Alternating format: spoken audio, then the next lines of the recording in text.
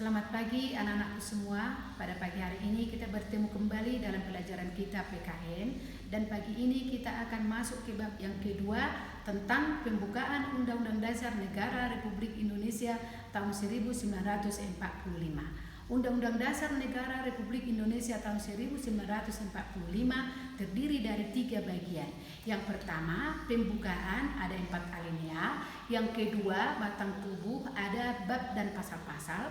Yang ketiga, penjelasan. Pada pagi hari ini kita akan membahas materi kita yang A, yaitu makna alinea pembukaan Undang-Undang Dasar Negara Republik Indonesia tahun 1945. Kita akan bahas alinea yang pertama.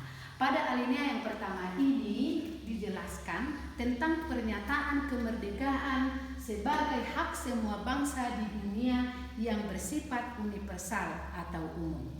Alinea pertama ini memuat dalil objektif dan subjektif. Dalil objektif menyatakan bahwa penjajahan tidak sesuai dengan peri kemanusiaan dan peri keadilan, bertentangan dengan nilai kemanusiaan yang tidak memandang manusia sederajat.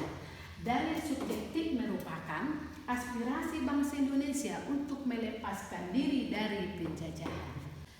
Dari makna alinea pertama ini meletakkan tugas dan tanggung jawab kepada bangsa dan negara serta warga negara Indonesia untuk melawan penjajahan dalam segala bentuk. Alinea yang kedua. Pada alinea kedua ini menunjukkan ketetapan dan ketajaman penilaian bangsa Indonesia bahwa perjuangan bangsa Indonesia telah mencapai tingkat yang menentukan. Momentum yang telah dicapai dan bermanfaat untuk menyatakan kemerdekaannya.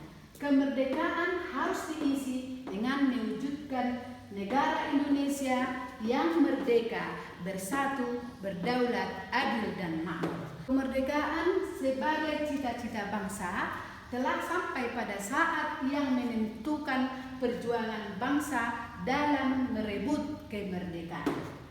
Kemerdekaan bukan akhir dari perjuangan bangsa, tetapi harus mampu mengantarkan rakyat menuju cita-cita nasional, yaitu merdeka, bersatu, berdaulat, adil, dan makmur. Merdeka artinya negara yang bebas dari penjajahan. Bersatu artinya negara yang menghendaki bangsa Indonesia bersatu dalam negara kesatuan Republik Indonesia. Berdaulat artinya sederajat dengan negara lain, dapat menentukan arah dan kebijakan bangsa tanpa campur tangan dari negara lain. Adil artinya menegakkan keadilan bagi warga negaranya, adanya keseimbangan hak dan kewajiban. Makmur artinya menghendaki kesejahteraan bagi warga negara secara material dan spiritual. Sekarang kita akan membahas alinea yang ketiga. Pada alinea ketiga ini menyatakan kemerdekaan yang dicapai adalah rahmat dan anugerah Tuhan Yang Maha Esa sebagai motivasi spiritual dan keyakinan terhadap Tuhan Yang Maha Esa. Adanya keinginan luhur untuk merdeka. Alinea ketiga ini merupakan pengakuan dan kepercayaan bangsa Indonesia terhadap Tuhan Yang Maha Esa. Nah, sekarang kita akan membahas alinea yang keempat. Pada alinea yang keempat ini terdapat tujuan negara. Tujuan negara Indonesia itu ada 4, yaitu melindungi segenap bangsa Indonesia dan seluruh tumpah darah Indonesia. Yang kedua, memajukan kesejahteraan umum. Yang ketiga, mencerdaskan kehidupan bangsa. Yang keempat, ikut melaksanakan ketertiban dunia berdasarkan kemerdekaan, perdamaian abadi, dan keadilan sosial.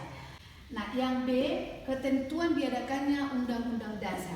Maksudnya, Undang-Undang Dasar ini memuat batang tubuh, yaitu pasal-pasal.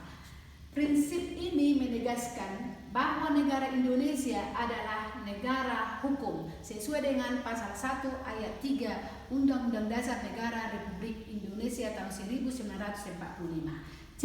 Bentuk negara yaitu susunan negara Indonesia yang berkedaulatan rakyat. D. Dasar negara yaitu Pancasila.